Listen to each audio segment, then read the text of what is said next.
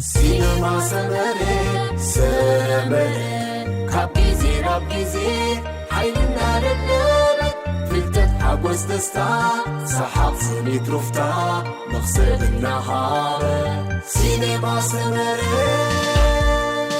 قدمي صوتاو ركب مفصامنا كنملعوم زيبلنا مغبتات ካብ ጾታው ርክብ እንረኽቦ ዕግበት ዘይከረኽነት ቢኡ ባህታ ወይ ርዌት ምስ እንደሊ ጾታዊ ርክብ ፍቱን መንገዲ ምዃኑ ብዙሓት ይሰማምዕሉ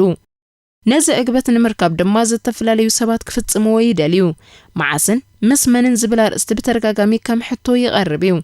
ጾታው ርክብ ዕድመ ከየገደሶ ቀልቢ ብዙሓት ሰባት ዝስሕብ ተግባር እዩ ይኹን እምበር ርክብ ዝጅመረሉ ገደብ ግዜ ክህሉ ከም ዘለዎ ግን ክኢላታት ስነ ጾታን ሰብ ጸጋ ዕድመን ይዛረቡ ብዙሕ እዋን ወንድሕነቱ ዝተሓለወ ውሕስ ጾታው ርክብ ክፍጸም ማዕዳ ሰሙያ ጥዕናዩ ንሕና እውን ነዚ ሓሳብ ከነስምረሉ ባህግናዩ ነብስና ካብ ዝተፈላልየ ሕማማትን ካልእ ጎናዊ ሳዕቤንን ከየኸትለልና ህይወት ልዕሊ ኩሉ ስለዝኾነት ውሕስነቱ ዝተረጋገጸ ጾታው ርክብ ንፈጽም ጾታው ርክብ ሓረግ ወለዶ ደቂ ሰብ ንምቕጻል እቲ እንኮን ሰብ ተፈጥሮ ዝዓደለው ጸጋ እዩ ኪኖ ዘርኢ ምቕጻል ድማ ዝተፈላልየ ጥዕናዊ ረብሓታት ክንረኽበሉ ንኽእል ኢና ከምቲ ልዕሊሉ ዝተገልጸውን ጾታው ርክብ ምንጪ ኣካላዊ ስምዒታዊ መንፈሳዊ ኣእምሮኣዊ ርዌት እዩ ነዚ ካብዚ ተፈጥሮ ዝዓደለና ጸጋ ክንቋደስ ምሉእነት ዘለዎ ርክብ ክንፍጽም ክኢላታት ቅድሚ ጾታዊ ርክብ ምፍጻምና ዘለው ግዜ ክንበልዖምን ክንሰትዮምን ዘይብልና ምግብን መስተን ከም ዘለው ይሕብሩ ናይሎም ይትሕዘናውን ነዚ ኣርእስቲ ክርስቶስ እዩ ቅድሚ ጾታው ርክብ ምፍጻምና ክንበልዖምን ክንሰትዮምን ዘይብልና ብቁጽሪ ብርክት ዝበሉ እኳ እንትኾኑ ነቶም ኣብ ዕለታዊ ናይ ምግቢ ሰንጠረዥና ዝርከቡ ካብቶም ብዙሓት ነቶም ኣውራ ብምምራጽ ናባኹም ከነብሎ ኢና ገለገለ ምስ ውልቃዊ ኩነታት ውልቀ ሰብ ዘይሰማማዕ ክኸውን ይኽእል እዩ ልምድኹምን ዝጸንሐኩም ተመክሮን ኣብ ግምት ብምእታው ነዚ ነቕርቦ ትሕዝቶ ክትቃኒዎ ምሕጽንታና እዩ ሓደ ብምባል تحزونا خم فيلمنا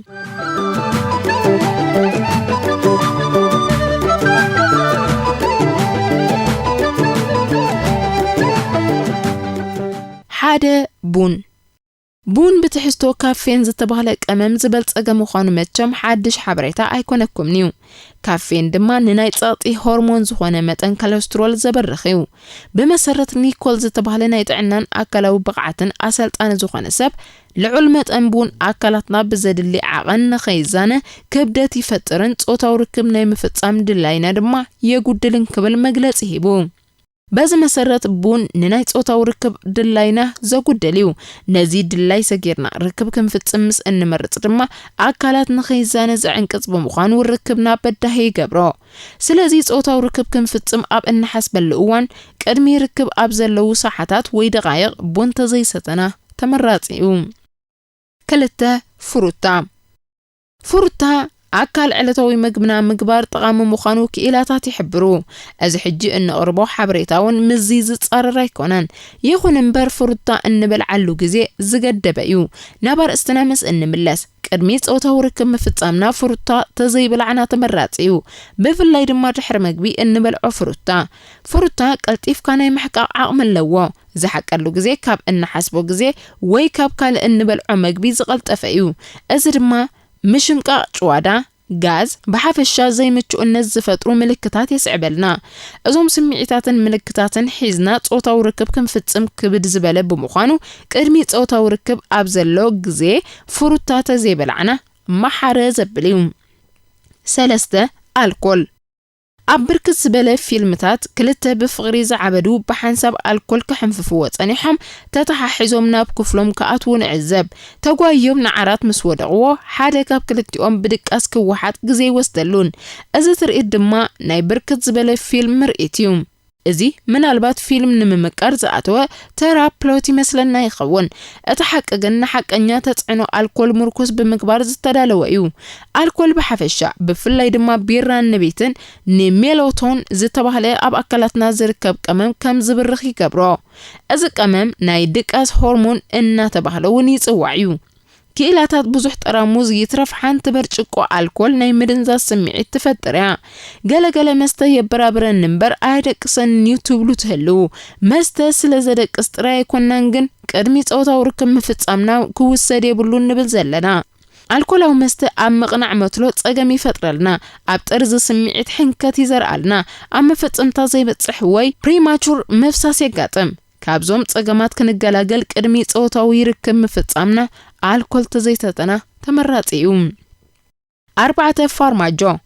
ፋርማጆ ንግዳዊ ውጽኢት ጸባ እዩ ከም ኩሎም ውጽኢት ጸባ ድማ ረበሽቲ ሆርሞናት ዝሓቐፈ እዩ ብተፈጥሮ ጸረ ነፍሳት ኣብ ዓለም ካብ ዝርከብ ብዝሕ ህዝቢ 85% ኣብ ጸባን ውጽኢት ጸባን ዝርከብ ላክቶስ ክጻወር ይክእልኒ በዚ መሰረት ጨዳርን ርጉእን ቅድሚ ጾታዊ ርክብ ምፍጻምና ኣካል ዝርዝር ዓይነት ምግቢ ማለት ሜኑ ክኸውን ከም ዘይብሉ ይበርሃልና ፋርማጆ ድማ ኣብ ከብድና ዝፈጥሮ ዘይምቹእነት ኣብ ግምት ብምእታው ቅድሚ ጾታዊ ርክብ ምፍጻምና ክንበልዖ ተመራጺ ወይ ዘተባብዕ ኣይኮነን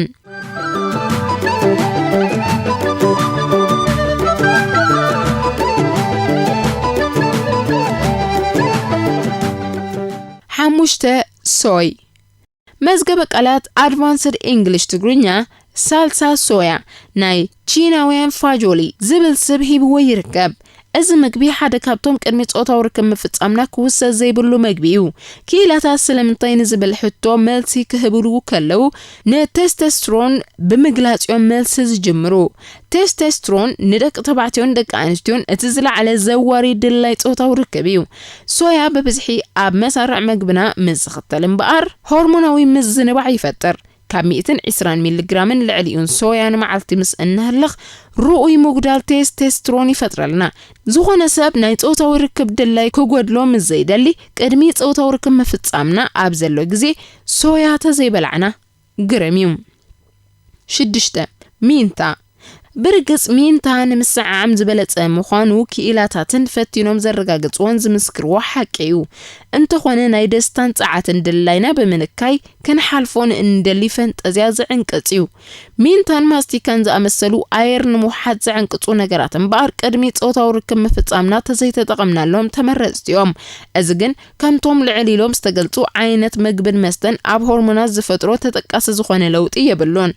ተመራጺ ዘይገብሮ ኣብ ኣፍና ዝፈጥሮ ጨና ናይ ምስትንፋስ ኩነታትን ዝኣመሰሉ ነገራዊ ንጾታዊ ርክብ ዓንቃጺ ስምዒት ክፈጥረሉ ስለዝኽእል ወይ እውን ብኡ ክንዘናጋዕ ንናይ ጾታዊ ርክብ ድላይና ካብ ምትብባዕ ክዕንቅጾ ስለዝኽእል እዩ